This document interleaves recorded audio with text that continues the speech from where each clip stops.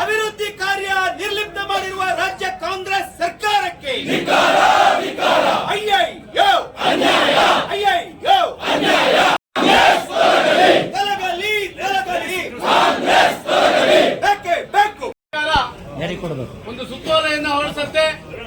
ಗ್ರಾಮ ಪಂಚಾಯಿತಿಯ ಚುನಾವಣೆ ಇವತ್ತು ಬರೀ ಸರ್ಕಾರ ಬದಲಾವಣೆ, ಮುಖ್ಯಮಂತ್ರಿಗಳ ಬದಲಾವಣೆಯಲ್ಲೇ ಕಾಲ ಕಳೆಯುತ್ತಿರತಕ್ಕಂಥ ಸರ್ಕಾರದ ವಿರುದ್ಧ ಗ್ರಾಮ ಪಂಚಾಯಿತಿ ಚುನಾವಣೆಯ ಮೀಸಲಾತಿ ಅವೈಜ್ಞಾನಿಕ ಆಗಿದೆ ಅಂತಕ್ಕಂಥ ವಿಷಯವನ್ನು ಇಟ್ಕೊಂಡು ಇವತ್ತು ನಮ್ಮೆಲ್ಲ ಮುಖಂಡರು ಈ ಒಂದು ಹೋರಾಟದಲ್ಲಿ ಪಾಲ್ಗೊಂಡಿದ್ದೇವೆ. ಈ ಹೋರಾಟಕ್ಕೆ ಆಗಮಿಸಿರ್ತಕ್ಕಂಥ ಈ ಮೀಸಲಾತಿಯನ್ನು ಹೊರಡಿಸಿದ್ದಾರೆ.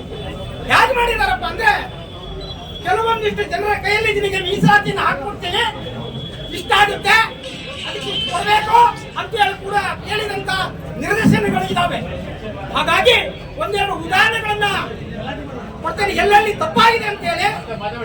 ಉದಾಹರಣೆಗೆ ಮಾಸೂರು ಗ್ರಾಮ ಪಂಚಾಯತಿಯ ಒಂದನೇ ಭಾಗದಲ್ಲಿ ಹೆಚ್ಚಾಗಿರ್ತಕ್ಕಂಥದ್ದು ಅಲ್ಲಿ ಒಕ್ಕಲಿಗರು BCM B ಬರ್ತಾರೆ ಮತ್ತು ಲಿಂಗಾಯತರ ಕೇರಿ ಇದೆ, ಅಲ್ಲಿ BCM B ಅನ್ನು ಕೊಡಬೇಕಾಗಿದೆ. ಆದ್ರೆ ಅದನ್ನು ಬಿಟ್ಟು ತಮ್ಮ ಪಕ್ಷದ ನಾಯಕರಿಗೆ, ತಮ್ಮ ಪಕ್ಷದ ಏನು ಗ್ರಾಮ ಪಂಚಾಯತಿಯ ಅಭ್ಯರ್ಥಿಗಳಿದ್ದಾರೆ ಅವರಿಗೆ ಅನುಕೂಲ ಆಗುವಂತೆ ಒಂದಿಷ್ಟು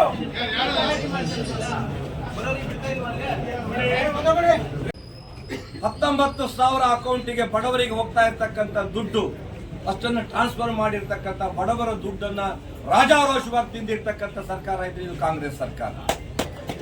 ಈ ಆಡಳಿತ ಕೊನೆಗೊಳ್ಳಬೇಕು, ಈ ತರದ ಆಲೋಚನೆಗಳು ಕೊನೆಗೊಳ್ಳಬೇಕು. ಜನಪರವಾಗಿರ್ತಕ್ಕ ಕರೆಂಟ್ ರೀ, ಮಳೆ 2 ಹನಿ ಬೀಳಂಗಿಲ್ಲ, ಕರೆಂಟ್ ಇಲ್ಲ. ಜಂಗಲ್ ಕಟಿಂಗ್ ಮಾಡಿರೋ ದುಡ್ಡು ಎಲ್ಲಿಗೆ ಹೋಯ್ತು ಗೊತ್ತಿಲ್ಲ. ಎಕ್ಸಿಕ್ಯೂಟಿವ್ ಇಂಜಿನಿಯರ್ಗೆ, ಜೈಗಳಿಗೆ ನಾವೆಲ್ಲ ಮುಂಜಾಗ್ರತೆಯಾಗಿ ಹೋಗಿದ್ದೇವೆ. ಫೆಬ್ರವರಿ ತಿಂಗಳಲ್ಲಿ, ಮಾರ್ಚ್ ತಿಂಗಳಲ್ಲಿ ವಿರೋಧ ಪಕ್ಷದವರಾಗಿ ಜಂಗಲ್ ಕಟಿಂಗ್ ಮಾಡ್ತೀವಿ ಸ್ವಾಮಿ ಕರೆಕ್ಟ್ ಆಗಿ ಅಂತ ಹೇಳಿದ್ದಾರೆ. 20 ದಿನ ಇರಲಿಲ್ಲಪ್ಪ ಕರೂರು ಹೋಬಳಿಯಲ್ಲಿ ಕರೆಂಟ್. 33 KV ಸ್ಟೇಷನ್ ನನಗೆ ಗೊತ್ತಿಲ್ಲ. 11 KV ಸ್ಟೇಷನ್ಗೆ 33 KV ಸ್ಟೇಷನ್ಗೆ ವ್ಯತ್ಯಾಸವೇ ಈಗ ಅಧಿಕಾರಿಗೆ ಗೊತ್ತಿಲ್ಲ. ಅದ್ರ ಮೇಂಟೆನೆನ್ಸ್ ಮಾಡೋದನ್ನ 11 KV ಮೇಂಟೆನೆನ್ಸ್ ಮಾಡದಂಗೆ ಮಾಡಿಸ್ತಾರೆ. ಕರೆಂಟ್ ಇಲ್ಲ. ಈ ತರದ ಜನ 2 ಸಲ ಆಯ್ತಪ್ಪ, ಒಂದು SC ರಿಸರ್ವೇಶನ್ ಯಾಕೆ ಕೊಡ್ತೀರಿ? ಈ ತರ ಯಾಕೆ ಆ ಪ್ರತಿನಿಧಿಗಳು ಬರ್ಕೊಡ್ದೇನು? ಈಡಿಗ ಸಮಾಜದಿಂದ, ಬ್ರಾಹ್ಮಣರ ಸಮಾಜದಿಂದ ಪ್ರತಿನಿಧಿಗಳು ಪಂಚಾಯತಿ ರೆಪ್ರೆಸೆಂಟ್ ಮಾಡ್ಕೊಡ್ದೇನೋ? ಯಾಕೆ ಮಾಡ್ತೀರಿ ಈ ತರದ ಅನ್ಯಾಯಗಳು? ಸಾಮಾಜಿಕ ನ್ಯಾಯ ಅಂತಂದ್ರೆ ಎಲ್ಲರನ್ನೂ ಒಳಗೊಳ್ತಕ್ಕಂಥದ್ದು. ಆ ನಿಟ್ಟಿನಲ್ಲಿ ಆಲೋಚನೆಯನ್ನು ಅಧಿಕಾರಿಗಳು ಮಾಡಬೇಕು ಅಂತ ಹೇಳ್ತಕ್ಕಂತಹ ಆಗ್ರಹವನ್ನ ಈ ಹೋರಾಟದ ಮೂಲಕ ಮಾಡ್ತಾ ಈ ಒಂದು ಪ್ರಕ್ರಿಯೆಯಲ್ಲಿ ಯಾರೆಲ್ಲ ಪಾಲ್ಗೊಂಡಿದ್ದಾರೋ ಸುದೀರ್ಘವಾಗಿ ಮಾತಾಡಲ್ಲ. ಆದರೆ ಯಾವ ವಿಷಯದ ಬಗ್ಗೆ ನಾವು ಗಮನ ಸೆಳೆಯಕ್ಕೆ ಬಂದಿದ್ದೀವಿ ಅನ್ನೋದನ್ನ ಮಾತನಾಡದೆ ಹೋದ್ರೆ ಕಣ್ಣಿದ್ದು ಕುರುಡಾಗಿರ್ತಕ್ಕಂಥ, ಕಿವಿ ಇದ್ದು ಕಿವುಡಾಗಿರ್ತಕ್ಕಂಥ ಈ ಕಾಂಗ್ರೆಸ್ ಸರ್ಕಾರ, ಇಲ್ಲಿಯ ಶಾಸಕರು, ಇಲ್ಲಿಯ ಉಸ್ತುವಾರಿ ಮಂತ್ರಿಗಳಿಗೆ ಯಾವುದೇ ಕಾರಣಕ್ಕೆ ಎಚ್ಚರ ಆಗಲ್ಲ. ಆ ಎಲ್ಲ ವಿಷಯಗಳನ್ನ ನಮ್ಮ ನಾಯಕರುಗಳು ಮಾತಾಡಲಿದ್ದಾರೆ. ಒಂದು 3-4 ವಿಷಯದ ಬಗ್ಗೆ ತಮ್ಮ ಗಮನ ಸೆಳೆಯಕ್ಕೆ ಬಯಸ್ತೇನೆ.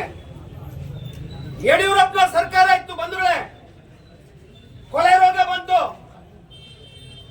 ಅಡಿಕೆ ಧಾರಣೆ ಒಳಗೆ ಸಂಕಷ್ಟ ಎದುರಾಯಿತು. ಅವತ್ತು ತಾಲೂಕ್ ಸೊಸೈಟಿ ಮುಖಾಂತರ ಬೆಂಬಲ ಬೆಲೆಯನ್ನು ಕೊಟ್ಟು ತುತ್ತ ಸುಣ್ಣ ತಗೊಳ್ಳೋದಕ್ಕೆ ಗುಂಟೆಗಟ್ಟಲೆ ಈಗಷ್ಟೇ ಅಡಿಕೆ ಹಾಕೊಂಡಿರ್ತಕ್ಕಂಥ ಅನೇಕ ರೈತರು ನಾವಿದ್ದೇವೆ. ರೈತರ ಕಣ್ಣೀರು ಒರೆಸ್ತಕ್ಕಂಥ ಕೆಲಸ ಆಯ್ತು. ಯಾಕೆ ಕಾಂಗ್ರೆಸ್ ಸರ್ಕಾರಕ್ಕೆ ಅಡಿಕೆ ಬೆಳೆಗಾರರ ಸಂಕಷ್ಟಕ್ಕೆ ನಾವು ಹೆಗಲು ಕೊಡಬೇಕು ಅಂತೇಳಿ ಅನ್ನಿಸ್ತಾ ಇಲ್ಲ?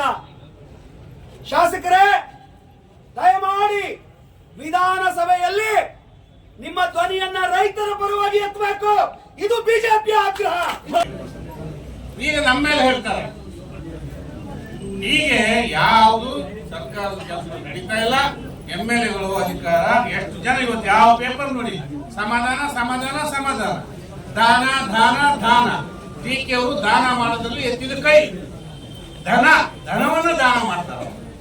ಧನವನ್ನು ಮಾಡೋದು ಗೊತ್ತಿದೆ DK ಅವರಿಗೆ, ಆ ಧನವನ್ನು ವಿನಿಯೋಗ ಮಾಡೋದು ಗೊತ್ತಿದೆ. ಈ ಅತೃಪ್ತಿಗೆಲ್ಲ ವಿನಿಯೋಗ ಮಾಡ್ತಾರೆ. ಇಲ್ಲಿ ಬಂದು ತಗೋ ಈ ತರ ಅಂತೇಳಿ 500, 600, 2,000, 3,000 ಅಲ್ಲೇ ಜನರಿಂದ ಲೆಕ್ಕ ಮಾಡಿ ಕೊಡ್ತಾರೆ. ಅಲ್ಲಿ ದುಡ್ಡು ಹೊಡಿತಾರೆ ಕೊಡ್ತಾರೆ. 5 ಲಕ್ಷ ಕೊಡಿಸ್ಬೇಕು ಮನೆ ಬಿದ್ದೋದವರಿಗೆ, ಅಂಗವಿಕಲರಾದವರಿಗೆ ದುಡ್ಡು ಕೊಡಿಸ್ಬೇಕು ಪ್ರತಿ ತಿಂಗಳು. ಇಲ್ಲಿ ಬಂದು ಸುಮ್ಮನೆ ಕೊಡೋದಲ್ಲ, ಅಲ್ಲಿ ಧನ, ಆ ಧನವಂತರು ಇಲ್ಲಿ ವ್ಯಯ ಮಾಡ್ತಾರೆ. ಎಲ್ಲ ಬಜೆಟ್ ಆಗ್ತಾ ಇದೆ. ಹೇಳಿದಾರಲ್ಲ, ಈ ಕ್ಯಾಬಿನೆಟ್ ಆಗಿರೋದೇ 50% ಕ್ಯಾಪಿಟೇಷನ್ ಮೇಲೆ ಪೇಮೆಂಟಿಗೆ ಅಂತ ಜನರಲ್ ಆಗಿ ಅಂತ ಈ 10 ರೂಪಾಯಿಗೂ ಪೇಮೆಂಟ್ ನಡೀತಾ ಇದೆ ಈ ಸರ್ಕಾರದಾಗ. ಅದನ್ನ ಅದಕ್ಕಾಗಿ ಚೌಕಾಸಿ ರಾಜೀನಾಮೆ ಕೊಡ್ತೀನಿ ಅಂತಿದ್ರೆ ಯಾರು ಕೊಡ್ತಾರೆ? ಒಳ್ಳೆ ರೀತಿಯಲ್ಲಿ ಕೆಲಸ ಕಾರ್ಯ ಮಾಡ್ಕೊಂಡು ಹೋಗೋದು ಕೊಡ್ತಾರೆ. ಪಣಮ ಕೊಡೋದಿಲ್ವೇ? ಪಣಮದೇ ಇದೆ. ಪಣಮಿಗಾಗಿ ಈ ಸ್ಟೇಟ್ಮೆಂಟ್ ಕರೆದು ಮಾತಾಡಲಿ ಅಂತ.